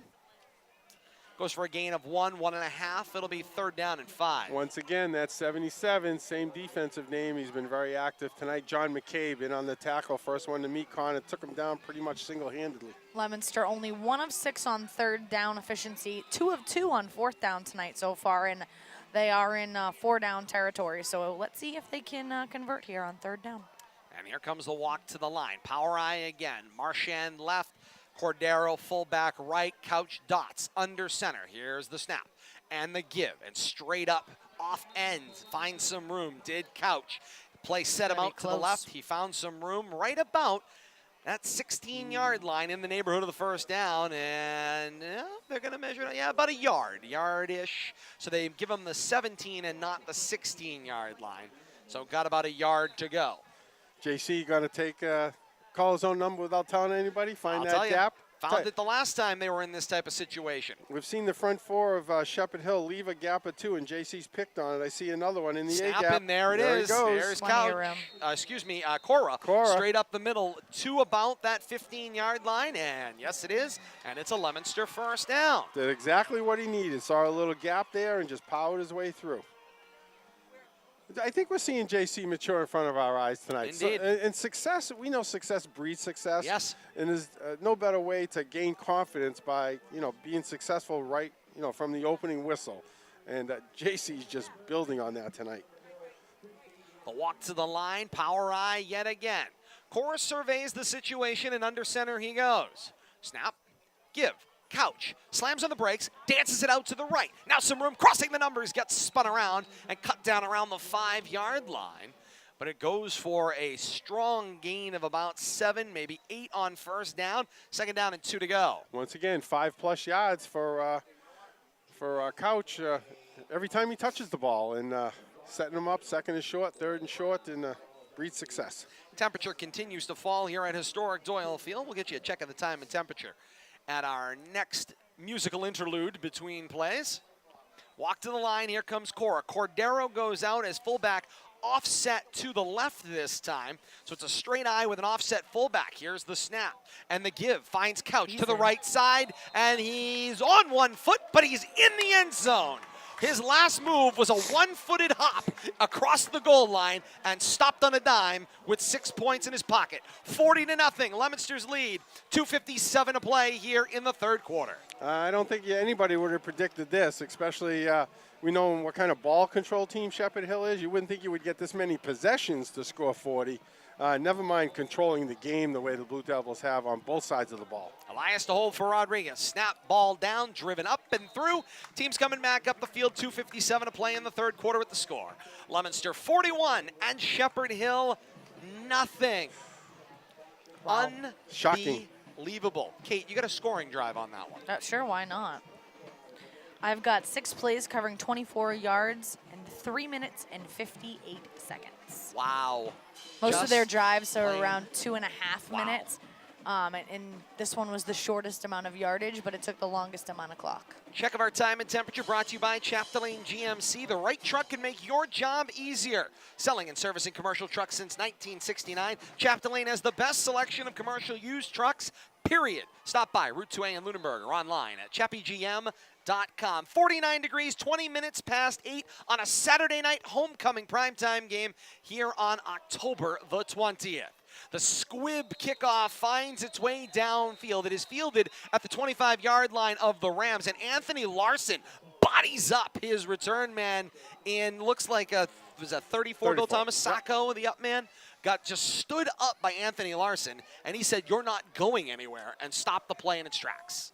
Good job once again by the Blue Devil special teams, and just awful starting field position for Shepherd Hill. Just another reminder, tomorrow at 1 p.m. on PKZ, we feature the Patriots taking on the Bears and former Defensive Player of the Year, Khalil Mack in Chicago. Flag is out on the play, freezing everything. Procedure the call against the Rams.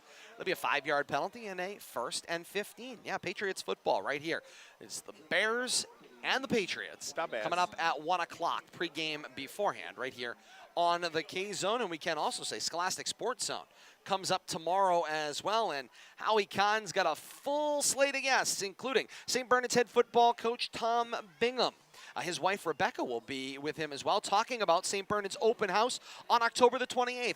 Jim Bennett of Total Athletic Performance and Tom Flanagan of the Telegram and Gazette, along with Joe Perello of Sweet Sports. A full slate on Howie Kahn's Scholastic Sports Zone coming up tomorrow from 11 to noon. And on that carry, it was 23 for the Rams. And we'll put my finger on Tyler Broussard on the carry for the Rams there. So Scholastic Sports Zone again, 11 to noon right here on the K-Zone. And right up after that, it's Patriots pregame for Patriots football and a 1 o'clock kickoff here on the K-Zone as well.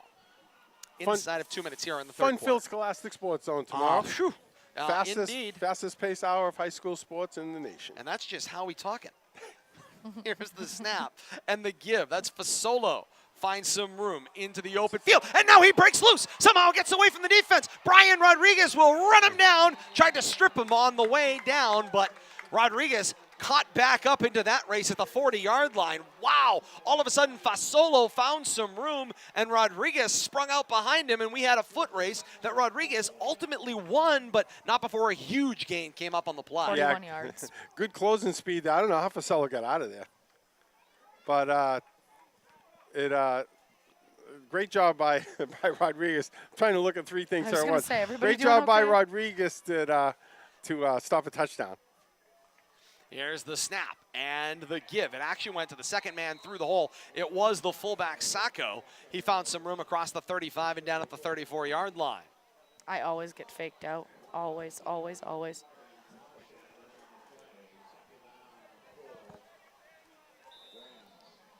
How's everybody doing over there? 35 seconds to play here in the third quarter. It's like you have secrets. We're like, no secrets. It was a conversation we were having. You were a little bit busy working. I haven't got a chance to talk to you about it. Timeout taken on the field, and of course, wearing that blue hoodie with the tan shorts. It's the defensive coordinator, Kevin Murphy, Bill Thomas. All right. I got him and Rick Marchand mixed up. I'm like, when did Rick become a coach? I thought he was the team photographer. So but they all look, from the back, all us old guys look the same. 28 seconds to play here in the third quarter. Leominster takes the timeout with a 41-0 lead here, and I can assure you, Leominster will keep the foot on the gas. And I think we've talked about it. Kate was pushing the point. Leominster cannot let off the gas. I'm still not convinced. But like a horse, breaking from the gate and leading the entire stretch, Leominster, for the first time tonight, broke from the gate, and they have been galloping as hard and as fast as they can, and they don't care if the race is 8 furlongs or if it's a mile and a half. They are going full bore from wire to wire. Well, and I know you don't like to run the score up, but I think it's going to be tough to keep Fitchburg from scoring 50 tonight at least. And here's the other snap and the give, and into the hole it goes. It was Fasolo. And Fasolo found the defense. Connor Marchand got him, and down he went. Marchand got a little shove at the end of the play from the tight end, Christian Grzycki, as well at the end of that play. And the Rams right back up and right into the play. So the Rams have kind of mixed this combination Shepherd Hill with St. John's offense as they go under center for Quinn. Quinn the snap. Quinn makes the flip into the pack. Looked like 23 on the play again there, Bill Thomas. That was Broussard. And that's going to be the last play of the third quarter. 3 quarters of play in the books here from historic Doyle Field with the score. Leominster 41 and Shepherd Hill nothing. Teams change hands in the all-important fourth and final quarter as we continue. Leominster High School football on the K-Zone, brought to you tonight commercial-free by Rollstone Bank and Trust, rock-solid banking since 1846. Garapi Furniture and Mattress Center in downtown Leominster. Rhino Linings of Leominster, where nothing beats a real rhino. Bolton Orchards, apple season is here. And Woodcomb Insurance, right coverage, right price. Those great sponsors bring you tonight's game on the K-Zone commercial-free. You know, Todd and Kate, we talk about what the running game can do for you. Let's just analyze that third quarter quickly. 2 possessions by the Blue Devils, 2 scores. 2 possessions by the Rams. 1 possession ended up in a turnover on downs. This is their second possession, which is now carried over into the fourth quarter. They had 1 full possession plus this possession in the third quarter. That's what the ground game and ball control will do for you on both sides. Right now, Leominster's playing the game that Shepherd Hill normally does to its Exactly. opponents, that clock monster. The quarterback keeps on that. Quinn that calls was his Quinn. own number on the rollout. Indeed. Sorry, Todd. Don't worry about it. Short loss on the play. Trying something new. You're just so nervous after so many years. That's See, I don't the nerves, apologize The nerves anymore. of silence. It's just so funny.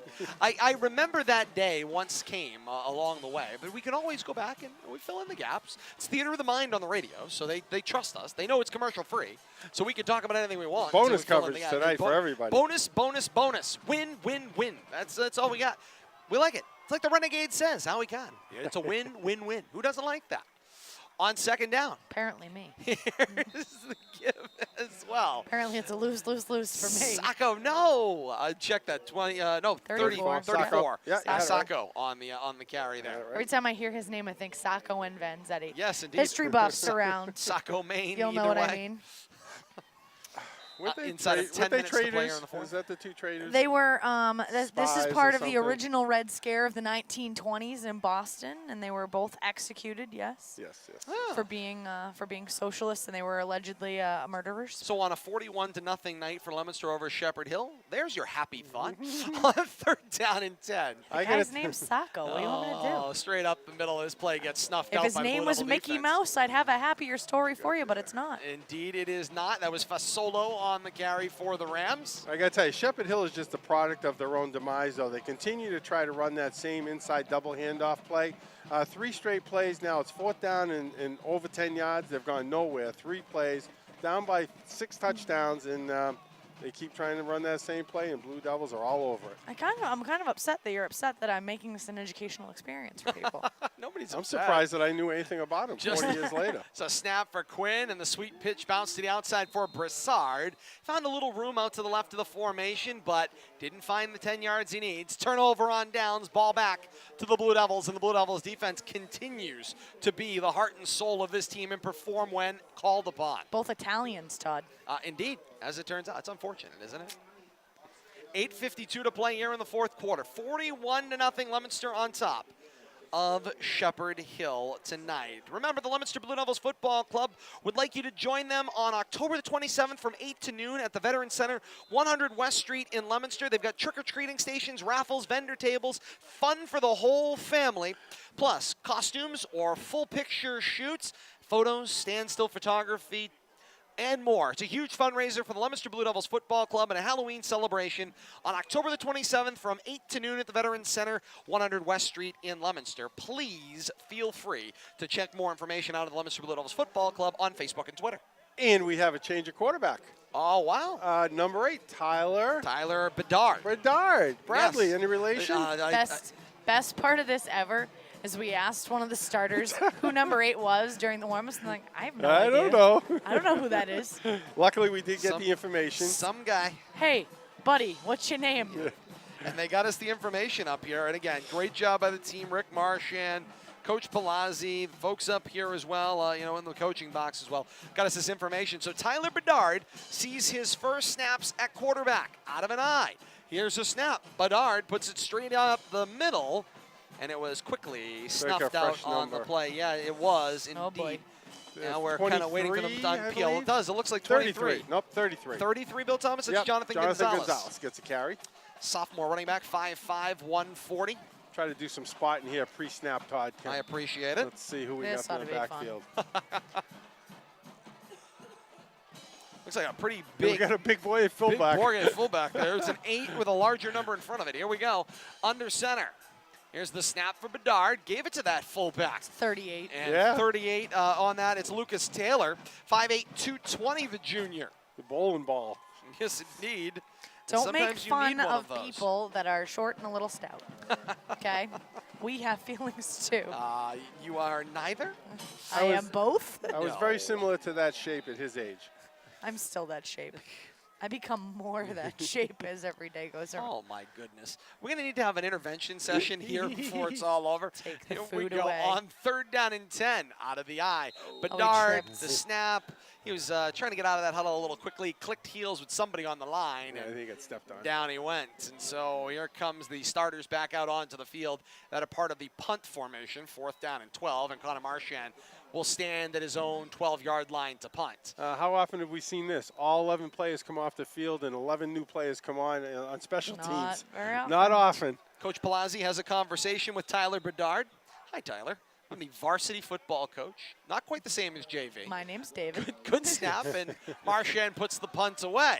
And it is fielded right around the 43-yard line, cross the 45 and down at the 48-yard line. The continuation of that conversation went like this. Okay, you have got to snap the football, step back, then plant your foot, then make the handoff. You can't do that all in one step. But you got to get out of there. You got to get out of there, no question about it. But you got to wait till you're clear of the line before you can hand the That football. was Angel Gomez on the return there, the punt return for short yardage, number 16. On the change of possession, stops the clock, 6:21 to play here in the 4th quarter, and a 41-0 Leominster lead. I think we might see a change of quarterback here too on the St. John, on the Shepherd Hill side. I see a 12 out there. Looked like he was going to take up position of I quarterback. don't know who the Rams could possibly have left. See, that's for They've run solo. 8 different running backs out there tonight. I did not see Quinn join the huddle there. He was on the sideline when they came out. So be interesting to see what kind of route Shepherd Hill takes here for the last 6 minutes of the game. Takes a timeout on the field, little conversation, if you will. Every So I know Thursday. that you. Oh, go ahead. Sorry, that's No, okay, go Kate. ahead. Every Thursday, you can tune into the K-Zone for the local sports lunchbox with Coach Tony Gannon and Jack Linehan as they delve into local and regional sports stories. That's every Thursday here on the K-Zone, the local sports lunchbox. Noontime, right? I believe noon for the No, local I sports. Noon to know one. that you guys Noon have all to been one. harping on this 3-0 varsity sports scores. And you've all been saying, you know, oh, the 3 points, the 3 points. What about if it's just that all the varsity sports get a shutout tonight? It's We'll go entirely with that. possible. We'll go with that. Could be heading that way. I'm curious to see Of on course, who's I going to be on probably the center just here. jinxed it. Meanwhile, Arlie Galat is clowning around over here with a little young lady who was doing some cartwheels over on the Leominster sideline. He was just dancing with her over here on the sideline as well. And we do have a new quarterback, Tyler Karam, under center, number 18 for that snap. Jogged over to the sideline, coming back on. Technically, he counts as a back as well, so make it 9 different backs that So have he been didn't, on the no, field. he handed that off. Well, Oh, he didn't rush it, But he's the 9th he's different back they've he's shown. the QB, yeah. I mean, talk about a disjointed offense for Shepherd Hill tonight. Quite the night indeed. 2nd down and 7. The pitch, this time Broussard. Broussard finds some room into the 3rd level here, and finally there's a catch-up gang tackle. The final tackle was made by 33, Jonathan Gonzalez, who hopped on the back of Broussard and rode him like Seattle Slew to the ground. You know, looking at some of the plays that are out there, now I don't think Coach Palazzi gives two hoots about a shutout. He wants to get as many kids into the game on the special night as he can. Absolutely. Well, it gives them a chance to get maybe some players, some playing time that might typically wouldn't get, you know, extensive time. And, of course, a big night with a big crowd here and finally something going your team's way for the first time all year long. Snap and the pitch. Bounces it to the outside. And with some room, finally down to the turf there. 87 had the final hit on that one for the Blue Devils. 20 was the ball carrier. And we don't have an 87, so that tells you how far down the particular roster we are. Khalib Sarkoudi, his first carry, I believe, tonight. For the Remenham Hems. But I can see such a change on the sideline here. I don't think we've seen any fun on the Leominster sideline any time during the 4th quarter of a game this year. And they're definitely enjoying the fruits of the victory tonight. 25 on the carry for the Rams. And Nathan Howe Another, what's that, about the 14th running back they've used tonight? Pretty much. But not much change in the outcome, that's for sure. The Blue Devils have been all over the running game tonight. And Shepherd Hill's just been so predictable. It's almost like the Blue Devils had a copy of their playbook. 3rd down and 7 coming up for the Rams from the Blue Devils 17-yard line. I've only got one more layer, so I'm running out I've got of 2 layers here. if you need I've got one. Thank you. I've only got one more layer that I'm not at present wearing. When you check us out on the Facebook Live post game, I might look a little bit like a blue sausage, but I'm putting every layer on I can possibly find right now. Oh, we're taking that down. Indeed, and down it goes on that play. Another helmet off on the field. 16. And I know they believe in keeping these helmets looser now because, of course, the contact, if it is around the head, the helmets release, the blow releases as well. But it's scary when you see players playing out on the field minus a helmet in this game. While the play's going on, nice play there on that tackle by 66 Nathan Cochran, another name that we don't call very often. Big boy, though. He had a handful of shirt and no getting away the running back there. 6'2", 280. About the biggest boy on the team right there when it comes to linemen. We get a timeout for Shepherd Hill, and they're going to go for a field goal. Indeed, they are. Second opportunity tonight. They missed their first opportunity. It was a long one for Brock Doobie in the first half. And Doobie, I know quite seriously, is talking about it on Facebook, knew how important the job was that he was taking. Of course, Jacob Tondel, who was their longtime successful kicker here, now kicking on Saturdays as well. And Doobie trying to hold up that job. Snap the ball down. Doobie puts the right foot into it, and he drives that one through. So the teams are coming back up the field. Shutout over. 2:53 to play in the 4th and final quarter. It's Leominster 41 and Shepherd Hill 3. There's that 3 we were talking about. You talk about numerology, and if Pablo could have just converted that 6. There was a foot race between the referees there. there. Get back there quick enough. The 2 referees who were doing the extra point coverage, standing on either side, was the umpire and the back judge, who stand underneath the uprights, just had an all-out sprint race up the middle of the field. Who won? The skinny guy won, right? Oh, absolutely, the back judge. He outran him, too, and he gave him about a 10-yard head start, and he still ran him down. So to finish with, if Pablo Rodriguez could have converted that lone extra point that he missed, the 4 and the 2 would have equaled 6. Would divide by 2 or 3, so we could have played with 3s all day. So let's see what the Rams do here on the approach, and they are going to send the kickoff down the field. It will skip, and flag is out. It's out of bounds. Smart play by Jonathan Gonzalez, not picking that up in the last second. Going to gain some serious field position out of that. Looks like Joey Heward's kick will be flagged out of bounds. We'll see if Leominster elects to just take it. Or if they will make them do the re-kick at this stage of the ball game.